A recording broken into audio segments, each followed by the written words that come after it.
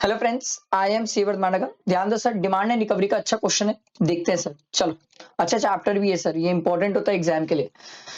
Arnav enterprises registered supplier located in Madhya Pradesh has duly filed its monthly GST return for the financial year 24-25. During the scrutiny of its return for the said financial year in August 2025, the proper officer noticed an inadvertent short payment of CGST and SGST totaling to 4,60,000 in the month of October on account of bona fide error.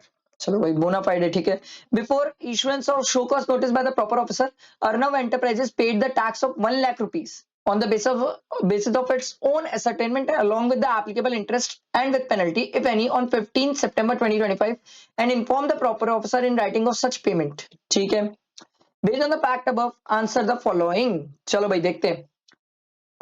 Ascertain the last date for which show cause notice can be issued by the proper officer for the amount of tax paid by the Arnav Enterprises. अब देखो sir, financial year 24-25 की बात है sir. 24-25 की बात है तो 74A apply हो जाएगा, क्योंकि लास्ट 23-24 तक सर 73 और 74 चलता था। अब 74A ये बोला था सर कि जो 74 ये 24-25 पे इसकी due date of filing of annual return क्या है। मैंने बोला वेरी सिंपल सर, वो तो 31 दिसंबर 2025 है। बोले यहां से आप 42 मंथ्स गिन लो सर, यहां से आप 42 मंथ्स गिन लो। तो यहां से अगर आप 42 मंथ्स गिनते तो सर ये आपका आ जाएगा, पहले तो सर 3 साल आ जाएगा 28, और ये चले जाएगा 6 महीना और, तो सर ये आ जाएगा अप्रैल मई जून जून सर 30 जून 2029 तक चले जाएगा सर। देखो कहाँ गया, ये रहा सर 30 जून 2029। समझ आया। Determine the amount of penalty, if any, payable on the amount of tax of 1 lakh by Arnav Enterprises on the basis of own ascertainment along with the interest on 15 September। ना sir 1 lakh ये खुद से पे कर दिया है, bonafide reason है, show cause के पहले पे कर दिया है, चांस ही नहीं है, चांस ही नहीं है सर। पेनल्टी की कोई बात ही नहीं आएगी। हाँ, अगर यही केस फ्रॉड का होता तो फ्रॉड के केस में क्या कोई पेनल्टी आ सकती थी? दिमाग लगाओ सर। फ्रॉड का केस, अगर इन्होंने देखो फ्रॉड का भी केस समझाया सर, अगर फ्रॉड का केस है तो पेनल्टी आ सकती है 15%, अगर आप बिफोर शो कॉस्ट नोटिस पे कर देते हो तो। अच्छा, उसमें भी कितने अमाउंट पे पेनल्टी आ जाएगी सर? सर ये 1 लाख जो आपने बिफोर शो कॉस्ट पे कर दिया है तो 1 लाख पे 15% अगर फ्रॉड का केस आया तो। अगला देखो, assuming that the proper officer decided to issue a show cause notice under section 74A on 10th October 2025, determine the maximum amount of tax which he can issue the show cause notice। कितने का show cost notice issue कर सकता है? देखो sir 4,60,000 का इतना इसका demand था, इसमें से इसने 1 लाख पे कर दिया तो 3,60,000 का ही शो कॉस्ट हो सकता है, चाहे बोनाफाइड हो चाहे फ्रॉड हो। दोनों के केस में 3,60,000 से ज्यादा का शो कॉस्ट इशू नहीं हो सकता। Ascertain the last date for which the proper officer should issue an order under section 74, assuming that the show cause is issued by the proper officer on said date।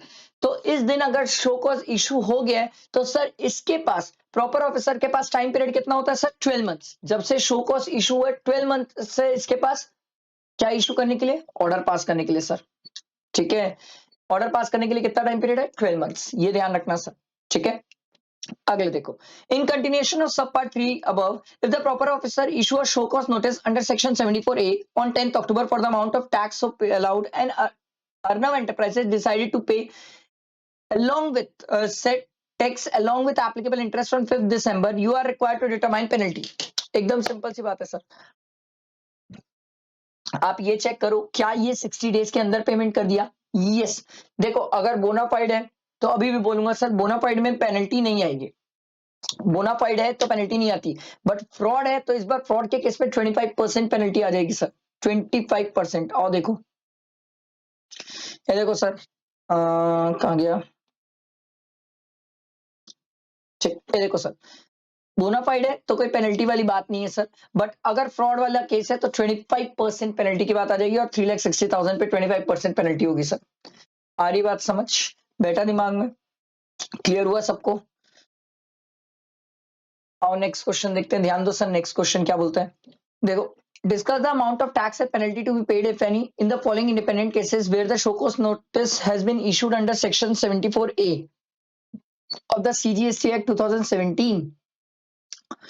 तो date on which the credit was wrongly taken, मतलब fraudulently taken, and amount of input tax credit taken wrongly, ये दो चीजें दी हुई है और present status दिया हुआ है।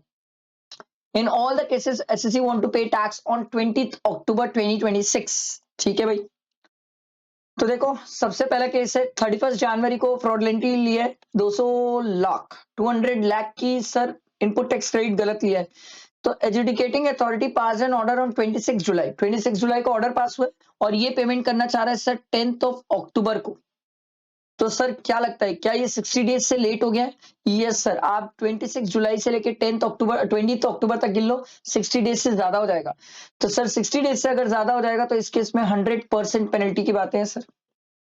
आगे देखो 30 जून को फ्रॉडलेंटली क्रेडिट लिया 250 लाख की आईटीसी लिया। Adjudicating order pass on 26 August 2026 demanding the entire amount of credit with interest and imposing amount equal to credit as penalty.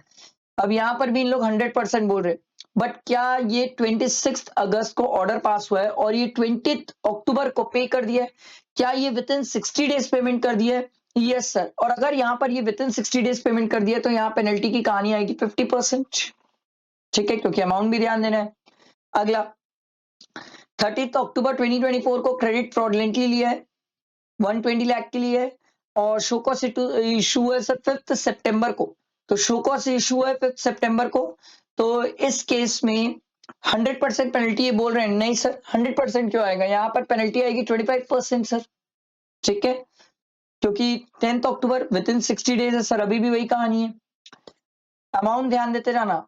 ठीक है, 30 जनवरी 2025 अमाउंट देखो 50 लाख है। Statement of the managing director has recorded 6 सितंबर फिर वही बात है। अच्छा, he has admitted the non receipt of input and availing the credit wrongly. अगर वो एडमिट कर लेता है और विद इन 60 डेज पे हो जाता है तो इस केस में पेनल्टी 15% है, क्योंकि उसने एडमिट कर लिया है। आई बात समझ? आगे देखो उसके बाद नेक्स्ट क्वेश्चन में आओ। देखो क्या बोल रहे, Rajul has been issued a show cause notice on 31st December 2029 under Section 74A of the CGST Act 2017 on account of short payment of tax during the period 1/7/2024 to 31st December 2024.